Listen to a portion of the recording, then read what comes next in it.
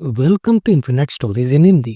आप सभी लोगों का हमारे चैनल पर स्वागत है। आज के इस वीडियो में हम दत्त संप्रदाय के बारे में जानेंगे। दत्त संप्रदाय के प्रथम अवतार श्रीपाद श्री वल्लभ के बारे में जानेंगे। वह कौन थे, उनका जन्म कहाँ हुआ, उनका कार्य, उनके चमत्कार और उन्होंने क्या क्या भविष्यवाणी की जो कि आगे चलकर सच हुए हैं। ये सब हम आज के इस वीडियो में देखेंगे। अगर आपको हमारे वीडियो अच्छे लगते तो चैनल को सब्सक्राइब करें और पूरा वीडियो जरूर देखें। कलयुग में जब अधर्म बढ़ा तब भक्तों के उद्धार के लिए त्रिमूर्ति ब्रह्मा, विष्णु और महेश ने श्री दत्तात्रेय के रूप में अवतार लिया। ब्रह्मा बने चंद्र, विष्णु बने दत्त और शिव बने दुर्वासा। कुछ समय बाद चंद्र और दुर्वासा तपस्या के लिए चले गए। दत्त नामक त्रिमूर्ति वही माता अनुसया के साथ रहे, इसलिए दत्तात्रेय को त्रिमूर्ति का संयुक्त स्वरूप माना जाता है। श्री दत्तात्रेय के तीन प्रमुख अवतार हुए। पहला श्रीपाद श्री वल्लभ, दूसरा श्री नृसिंह सरस्वती और तीसरा श्री स्वामी समर्थ महाराज। श्रीपाद श्री वल्लभ का जन्म आंध्र प्रदेश के पिठापुर नामक गांव में भाद्रपद शुक्ल चतुर्थी यानी गणेश चतुर्थी के दिन हुआ। उनके पिता अपस्तंभ शाखा के ब्राह्मण श्री गंडीकोटा अप्परलाल शर्मा और माता सुमति देवी बड़ी धार्मिक, पतिव्रता और अतिथि सेविका थी। एक दिन अमावस्या को जब श्राद्ध का भोजन तैयार था और ब्राह्मण आने बाकी थे, तभी भिक्षा के लिए एक अतिथि आया और माता सुमति ने उसे प्रेम पूर्वक वह भोजन परोसा। अतिथि रूप में आए वह कोई और नहीं, स्वयं श्री दत्तात्रेय थे। उन्होंने दर्शन दिए। 3 सिर 6 हाथों वाले स्वरूप में प्रसन्न होकर बोले, माँ तू जो चाहे वो मांग। सुमति देवी बोली, भगवान आप ही मेरे पुत्र बनकर जन्म लीजिए। श्री दत्तात्रेय ने कहा, तुझे एक दिव्य पुत्र प्राप्त होगा, वह मान नैनी होगा और लोक कल्याण करेगा। समय आने पर सुमति देवी ने एक पुत्र को जन्म दिया जिसका नाम रखा गया है श्रीपाद। मुंज संस्कार के बाद श्रीपाद ने वेद, न्यास, मीमांसा, वेदांत, धर्मशास्त्र जैसे विषयों में अल्पायु में ही पारंगता प्राप्त की। जब माता पिता ने विवाह की बात की तो श्रीपाद ने कहा, मैंने वैराग्य से विवाह किया है, मैं योग मार्ग पर ही चलूंगा। उनकी इस बात से माता पिता दुखी हुए और पर श्री दत्तात्रेय का वचन भी उन्हें स्मरण आया, जो वह कहे वही करो। जाते समय श्रीपाद ने अपने अंधे और अपंग भाइयों को देखा और उनके शरीर दिव्य हो गए। एक को दृष्टि मिल गई और दूसरे को चलने की शक्ति। फिर उन्होंने कहा, मैं अब उत्तर दिशा को जा रहा हूँ, साधुओं को दीक्षा दूंगा। और वह घर से निकल गए और गुप्त हो गए। श्रीपाद श्री वल्लभ केवल नैनी नहीं थे बल्कि चमत्कारों के अद्भुत श्रोता भी थे। जब उन्होंने अपने अपंग भाइयों पर दृष्टि डाली थी तो दोनों दिव्य देह प्राप्त कर स्वस्थ हो गए। एक श्रापित ब्राह्मण को उन्होंने एक स्पर्श से मुक्त कर दिया, वह जीवन भर भगवान की सेवा में लगा गया। एक व्यापारी का जहाज समुद्र में फंस गया, उसने पिठापुर में श्रीपाद से मन ही मन प्रार्थना की। रात को सपने में दर्शन हुए, चिंता मत कर, तो सुरक्षित किनारे पहुंचेगा। और अगली सुबह जहाज तूफान से बच निकला।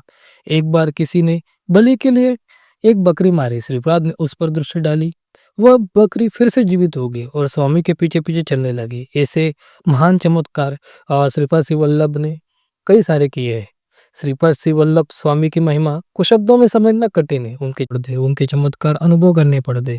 श्रद्धा से, प्रेम से श्रीपाद राज शरणम प्रपद्ये। श्रीपाद श्री वल्लभ चरित्र अमृत ग्रंथ में 53 अध्याय है। उसमें 8वें अध्याय में श्री साई बाबा के अवतार और 39वें अध्याय में श्री स्वामी समर्थ साई बाबा के अवतार कार्य का उल्लेख है। ये कब अवतरित होंगे तो हम वही अब देखने वाले हैं। तो हम शुरुआत करते हैं अध्याय 8 में। एक दिन श्रीपाद प्रभु के भक्त तिरुमलदास दास उनके धुले हुए वस्त्र लेकर उनके नाना के घर आए। उस समय सुमति महारानी के मामा श्रीधर अवधानी श्रीपाद को गोद में ले दत्त दिगंबर अवधूत का जय घोष कर रहे थे। केवल 2 वर्ष के श्रीपाद किलकरियां मारते हुए खेल रहे थे।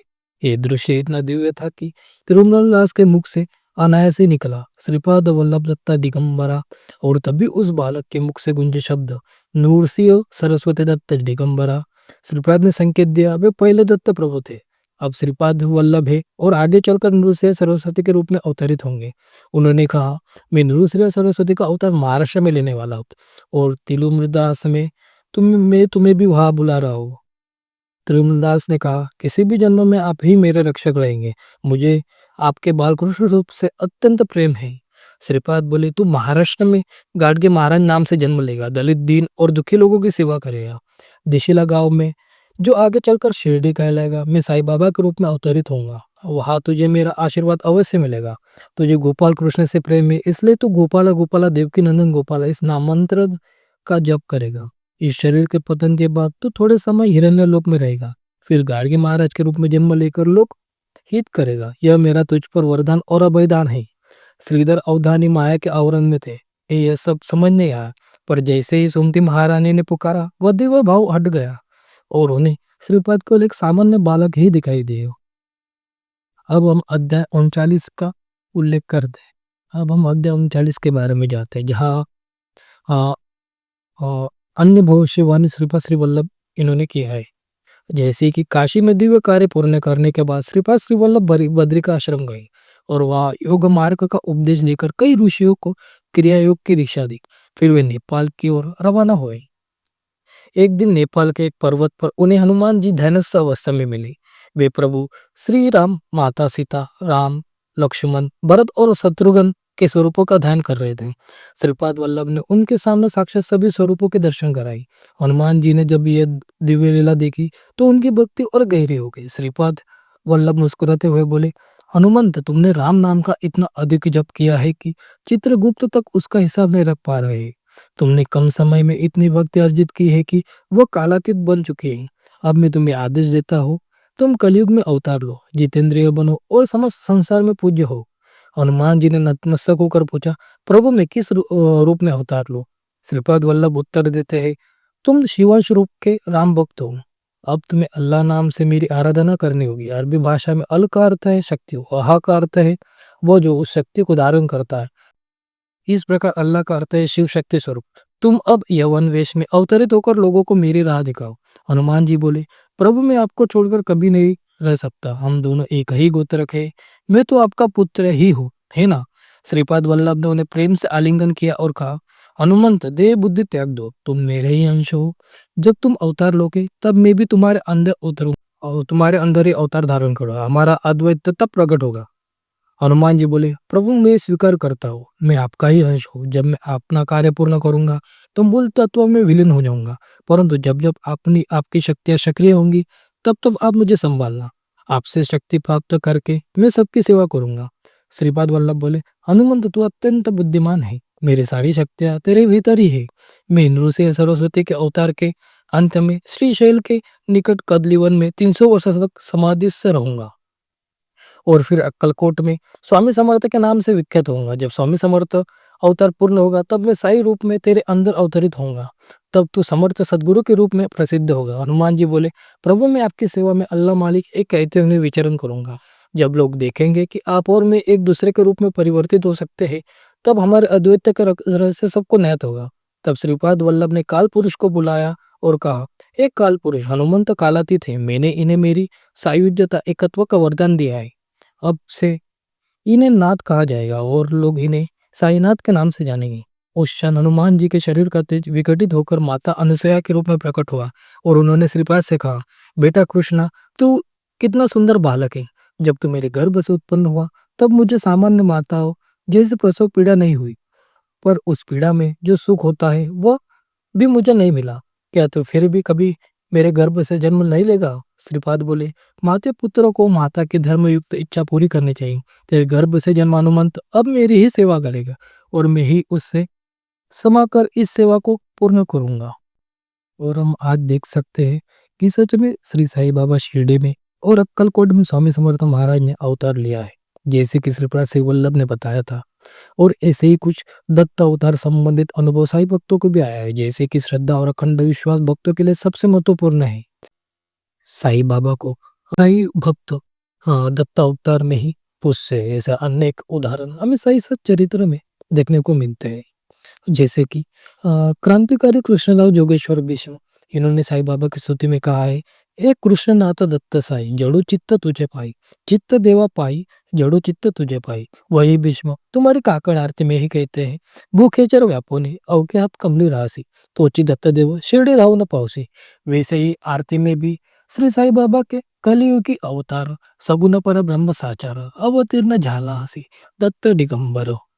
वैसे ही एक और भक्त है जो स्तुति में कहते, साईनाथ गुरु माझे आई, मजला ठाव दयाबा पाई। दत्त गुरु राज माझे आई, मजला था दया पाई। जैसे कि माधव आडकर भी कहते हैं, जय देव दत्त अवधूता साई अवधूता, जोडून करत वो चरणी ठेवतो माता। ऐसे ही और एक अन्य भक्त वो बाबा के लिए कहते हैं, ऐसे हे साई दिगंबरा, दिगंबरा अक्षय रूप अवतारा, सर्व ही व्यापक तू श्रुति सहारा, अनुसया त्रिकुमारा ही दिगंबरा। श्री बीवी देव की भी श्री साईं बाबा के प्रति उन्होंने भी कुछ पंक्तियां गाई है, जैसे कि रुसो मम प्रिय बिका मजवरी पिता ही रुसो, रुसो मम प्रियांगना प्रिय सुता तब वजह ही रुसो, रुसो भगिनी बंधु ही श्वशुर सासुबाई रुसो, न दत्त गुरु साई माँ मजवरी कदी रुसो। अर्थात चाहे मेरी प्रिय माता पिता पत्नी पुत्र पुत्री बहन भाई ससुर सास मुझसे रूठ जाए, लेकिन हे दत्त गुरु साई माँ आप मुझसे कभी ना रूठना। ऐसे कई सारे भक्त हैं जिन्होंने श्री साईं बाबा को दत्त के रूप में ही जाना है। जैसे कि श्रीपाद श्री वल्लभ ने कहा था वैसा ही हुआ। नृसिंह सरस्वती के अवतार के बाद अक्कलकोट में स्वामी समर्थ प्रकट हुए और अंत में शिरडी में एक दिव्य संत प्रकट हुए जिन्हें संसार साईनाथ के रूप में जानता है। साईनाथ, मैं सदा अपने भक्तों के साथ रहूंगा, केवल श्रद्धा और सबूरी रखो। ये भी एक ये सभी अवतार एक ही दिव्य शक्ति के रूप थे। श्रीपाद नृसिंह सरस्वती, स्वामी समर्थ और साईनाथ, ये चारों अवतार भगवान की कृपा से प्रकट हुए थे। आओ हम उनके चरण में नतमस्तक हो और भक्ति के इस मार्ग पर आगे बढ़ते हैं। ओम साई राम। जय श्री गुरुदेव दत्त।